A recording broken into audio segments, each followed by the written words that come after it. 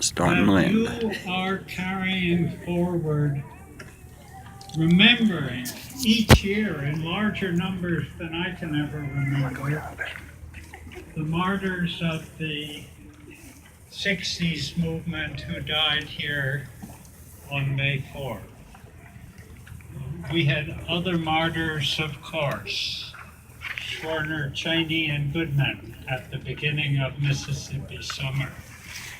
But somehow this is the event which more than any other I can think of connects what we tried to do, tried to be during those difficult years, and what you all are carrying on here today. So, thank you.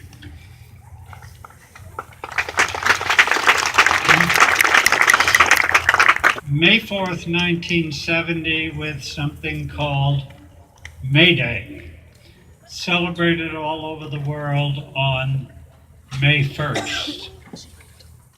It happens that the event which causes May Day to be remembered actually happened on May 4th, the same calendar date as what happened on this lawn. Let me say a few words about it. May Day originated in a general strike on May 1st, 1886, seeking an 8-hour day. It has special meaning to me. When I was 6 years old, there was a huge May Day parade in New York City, and I was carried on the shoulders of a student from Columbus, Ohio, named Sam Levenger, who was killed a year and a half later in Spain as a member of the International Brigade trying to preserve Spanish democracy. May Day began with a strike in Chicago. That was the focus of it. And what happened was that at the McCormick's Works, a factory in South Chicago that made agricultural equipment, the workers had gone on strike. There were scabs, strike breakers in the plant, and as the strike breakers left the plant on the afternoon of Monday, May the 3rd, 1886, a struggle broke out between the scabs who had taken away the jobs of the striking workers and the workers themselves. The Chicago police got into the act. Several of the McCormick's Works strikers were killed, and a rally was called for an area in downtown Chicago called the Haymarket, because in that day of horse and carts, that's where one got hay for the horses. The rally was a peaceful one, like the events that you remember today. The crowd was dispersing with no indications of violence, no brandishing of weapons, when a police column from a nearby station made its appearance. A bomb was thrown. 7 police officers and at least 3 civilian onlookers were killed. The leaders of the radical movement in the city of Chicago, whether or not they were even at the Haymarket rally, and whether they were still at the Haymarket rally when the bomb was thrown at the end of it, those leaders were put on trial for their lives. One of them, Albert Parsons, made his escape from the city of Chicago, cut off his mustache, assumed, I believe, another name, and would very likely have been able to remove himself from the city without any further disturbance to his own life. What he did instead was to get on a train, ride back to the city, walk into the courtroom where his brothers were being tried for their lives, and in the end, join those who had a sack placed over their heads and were hanged. One of the bravest acts in what I would like to call our movement that I can think of. And so if we understand May Day, that international workers' holiday growing from the Chicago 8-hour strike, and May 4th at Kent State as connected events, I think we can go on to ask the question, well, what about today? What about the larger movement of which this sacred ceremony is a part? Bernie Sanders' campaign for president,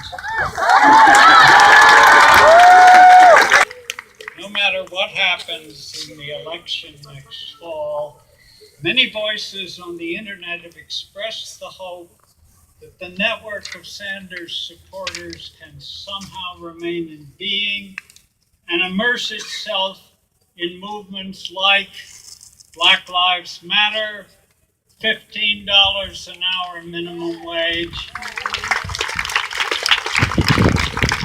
this time without being afraid of the word socialist.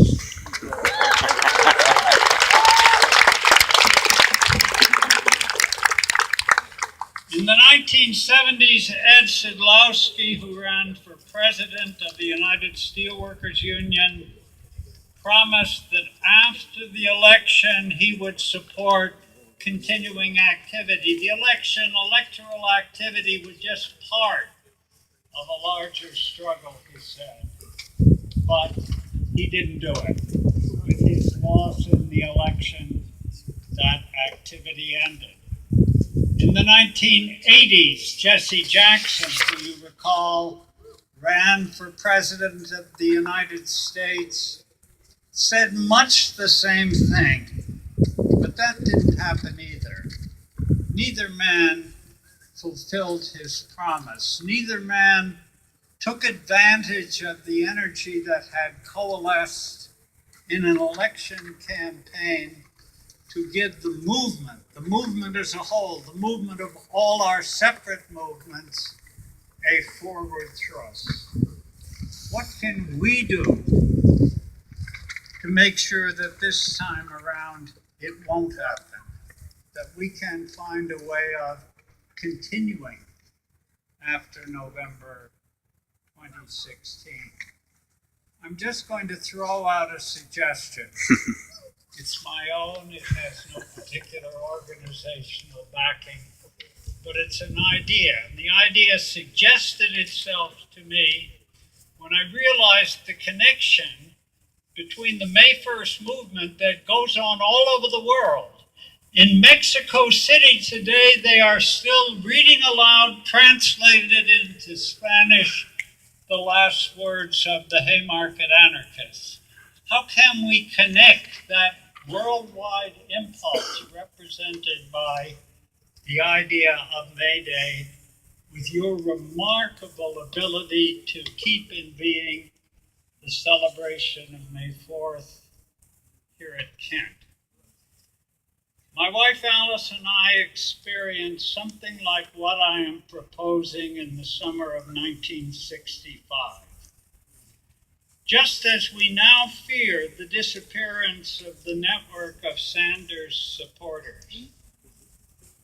So half a century ago, as tens of thousands of U.S. troops poured into Vietnam during the summer without protest against the war, we feared that when students came back to campus in the fall, protests might be so repressed as to be next to impossible. So from August 6th, the 20th anniversary of the atomic bomb of Hiroshima, to August 9th, the anniversary of the Nagasaki bombing, we held a series of events in the Washington, D.C. Mall. We called ourselves the Assembly of Unrepresented People. There were workshops, including a workshop on draft counseling, which caused my wife Alice to become a draft counselor and later a coordinator of draft counseling.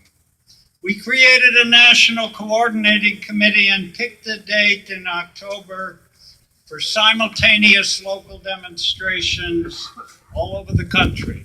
I assume many of us would wish to say to the people of Iraq and Afghanistan and Syria, somebody else may be at war with you, but we are not.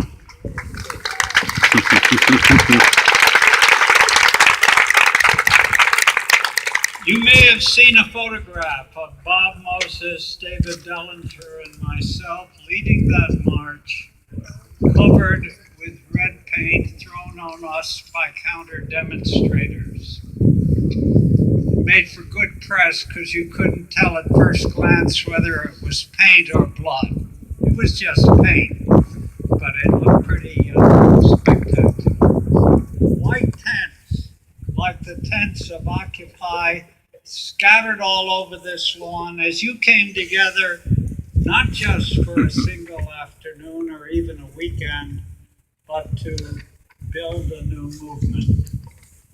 We did it to some extent before you, should you decide to do so, I think, to play a critical role in doing it again.